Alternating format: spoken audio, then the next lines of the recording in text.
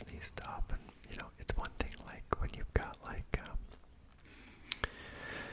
stories with maybe realism. Like some of the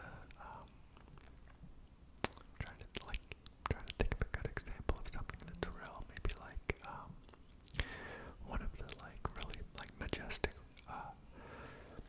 horses that have like won races and stuff. I can't think. I'm drawing a name. I'm drawing a blank on the name, but those types of movies that still can inspire, or like Rocky, where I know it's not a Disney movie, but I'm saying it's like a movie that could be like realistic, that could have really happened, and they're really inspirational. Whereas movies like mermaid movies or monster movies, those are not real. Those cannot truly happen. And like making, like for example, a Cinderella, though there are some realistic aspects of it, there's still fantasy and magic and fairy tale, not. And so that's the kind of stuff that I think that I would try to do differently with a child, just to see like what difference it can make and still be able to provide like a good, like, very structured upbringing as far as, happy and joyful and fun, without the lack of reality. The fantasy, I think, has been damaging to young people, to me, and like especially like the hardcore religion. Like for me, like being a child, I was afraid like Jesus would come back, and like if he came back, then like, and if I had done something wrong, then I wouldn't be taken, and like pilots would be taken out of planes, and the planes would crash, and I might be driving down the road and the truck driver like was raptured, but I was not. So the semi just crashes, and like all the mayhem and carnage. And I was afraid of that as a child, and so I do think that that type of forced belief into a child can be damaging. So I would not do that to a child of mine.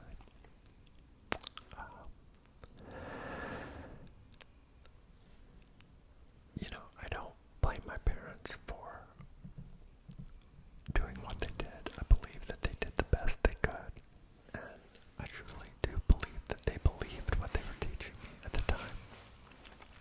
And so that was the truth to them. They thought the right thing to do was to bring me up in a Christian upbringing. And I think it would have been better if it wasn't such a fundamental offshoot of Christianity. It was Pentecostal, which is really extreme version of Christianity. But the next thing I would tell a child, especially a girl, but even a boy, would be to be careful about having children, and especially about having children too early. I think that's another problem that my parents had. I have an older sister, and they had her when they were like 17 and 18. And I just think that when I was 17 and 18, I can't imagine having a kid, and if I did, oh my God. So I would just ask you to please, please, please be diligent about not doing that. Not yet. It's so important that you find the right person before you do that, because it can be so hard for the child. It's so much better if a child has both parents. And like as far as a daughter would be concerned, I would tell her to like be very careful about the man that she chose. And it's like a lot of it is like, what are you looking for? Because if you're looking for certain qualities, like maybe you want like the best looking guy in school, but maybe he's like not very nice. Maybe he doesn't have empathy towards like animals or something, and maybe, he's just got certain things about him that aren't good. Maybe he's arrogant and like feels like he's better than everybody else, but he's good looking.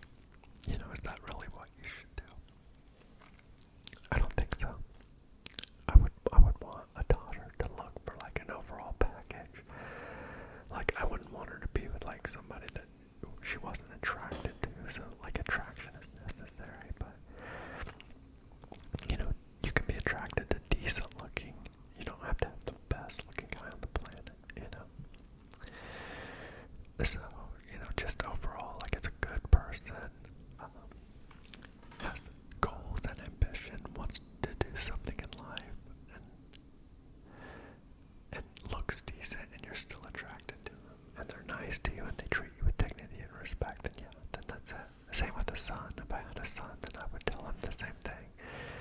You treat a woman with dignity and decency until such time as she's proven that she's not worthy, and that you don't treat her without it. You just don't treat her at all. You just aren't around her. You find a different one. Because there are a lot of bad people in the world. There's a lot of great people, but there's a lot of bad people. And sometimes we make mistakes, so you just have to realize, and you can't jump into relationships like there's just, like there's not consequences. You have to realize and learn people.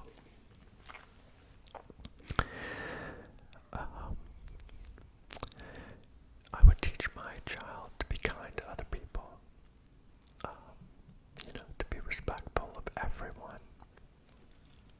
and don't judge people on any exterior surface other than their behavior, their character. Color doesn't matter. Size doesn't matter. What they're driving or what kind of handbag they have. None of that matters. It's the character of the person, and treat everybody with respect. I wish more people did that. I would also caution you to be careful of other people, because there are bad people out there. There's evil. So it's important to be diligent and safe. And that part is sad, but I would probably try to teach my child certain things to look out for, and maybe even some sort of self-defense, just as something like a hobby that we could do together, whether, just something that a father and a son or daughter could do together, like maybe just take karate classes or something. I think that would be fun, and maybe even teach them how to shoot a gun, or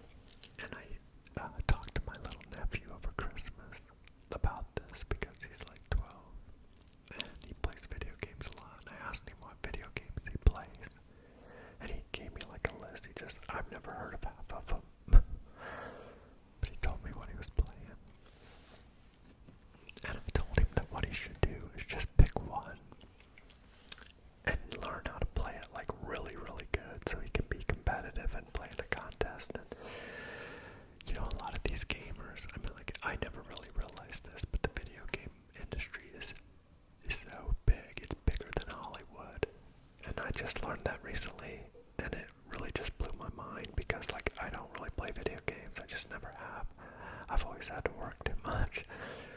But, and when I was young, my parents would never buy us one when they first came out. You know, they were really expensive. And when I was young is when they first came out.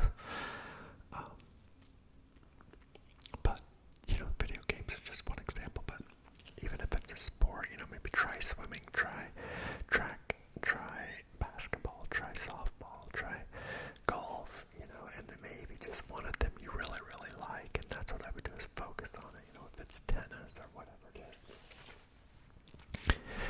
But that's what I would tell my child to do. To focus more and not be, at least when you're younger, you know, and to really think about what you really, really, really like. And I think that that's where I kind of went wrong when I was younger, is because all I knew is that I didn't want to be poor, and I was just focused on that I wanted to not be poor. So I focused on what would make me the most money the fastest, rather than what would make me the happiest. And it definitely cost me some happiness over the years, you know. I mean, I'm in a good spot now that I finally got out of that career that I worked for 26 years. But I would also tell you to be physically active and take care of your body, because it's so important to have your health, and it's so hard if you let yourself go so far, it's really hard to be able to come back from that. So I would say to be very diligent with your activity physically. And like for me, I just work out like 30 minutes a day. And so like if you think about, most people sleep 8 hours a day. So if you sleep 8 hours a day because you say your body needs it, and that's why you do it, then the same theory holds true for exercise. Because your body needs it, you have to have it. And it doesn't need a lot. It doesn't really need that much at all. 30 minutes a day is plenty of time to keep your body in shape once you're already in shape. Now, it may take you a little bit more time per day to get where you want to be. But to maintain your status as where you are physically, it's not that difficult. So that would be another thing that I would say. I made some other notes, like don't get caught up with what others have. You know, like brand names, like I want to drive a Lexus or a BMW or Mercedes. Or I want a Gucci handbag or Dolce & Gabbana. I mean, all these other brands that are just like ridiculous what they cost. I mean, it's basically, you know, like a Lexus is Toyota's luxury brand. So like Toyota builds that car and just calls it a Lexus. You know, I mean, yes, it looks a little different, but it's a Toyota motor in there and a Toyota transmission and, you know, Toyota engineering. And it's Toyota, the company that's making them, and just calling them Lexus. But, you know, it's just a brand, and it's just a little bit different image. Same with those really expensive, like a $4,000 Gucci handbag. For God's sakes. You know, like, yes, I know, like, a Gucci handbag is better quality than, like, a $20 bag you could get at, like, Big Lots or at a rummage sale or something. But, like, imagine, like, a $200 handbag, which is still, like, crazy to pay for, but there's not that, if there's any quality difference between the $200 and the $4,000 Gucci, it's very nominal, and it's not worth it. And so those things will just, it's just about image, and it's a big problem in society. It's an ugly character trait. You know, there are certain things like, for example, like Nike tennis shoes.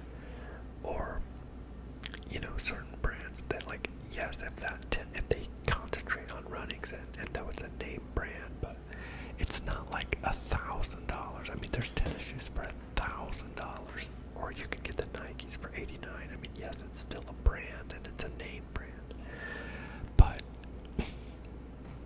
it's not just like paying for the name only, which is what you're doing with a lot of these, and that's just really all it is. They only make so many to make it kind of exclusive, and they prey on people that are so image conscious. So I would try very, very hard not to make my child image conscious like that, that truly it's what's in you, who you are as a human being that matters. It's your character, not these status symbols. Now, at the same time, I definitely wouldn't want my child to struggle financially, so I would make it very clear that they had to find something to focus on and how money works. I would educate them on all of that, and the importance of being responsible financially. But the excess, that's what those brands represent. They represent excess.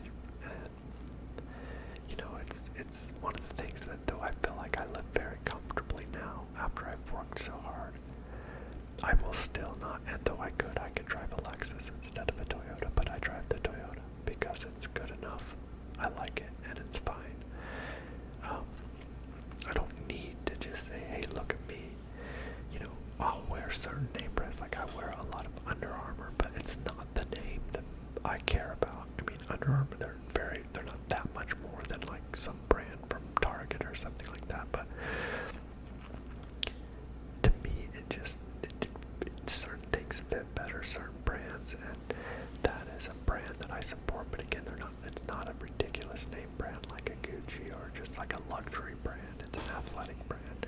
So obviously, within reason, you have to function in society, but you obviously know what I'm talking about like the excess of life, like the excess brands are crazy. Which brings me back to the story of love, and I think I skipped that. I talked about that earlier, about being careful who you pick as a me.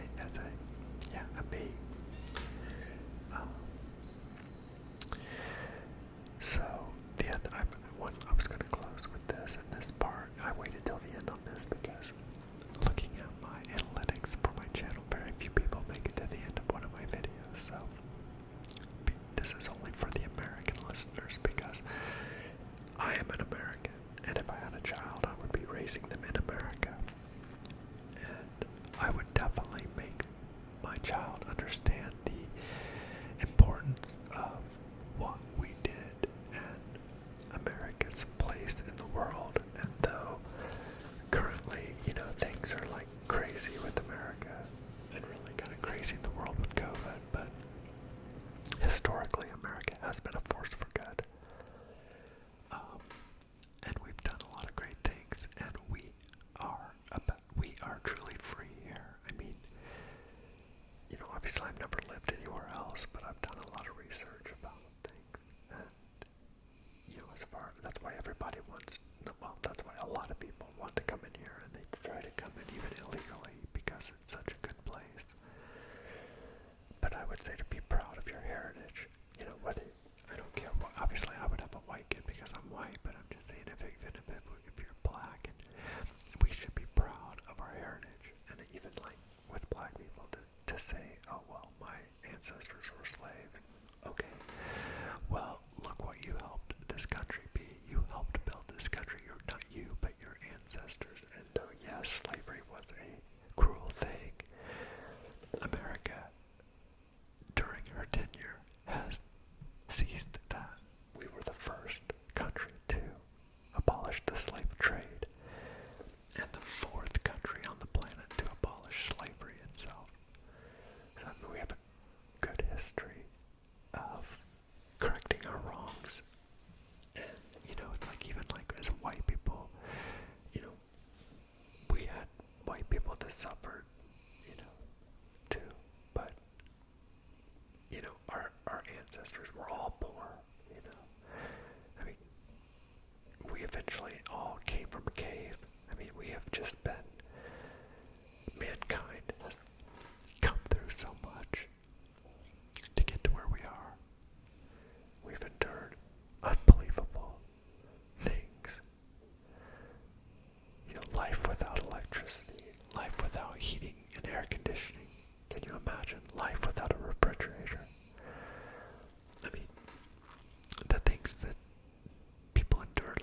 Civil War 600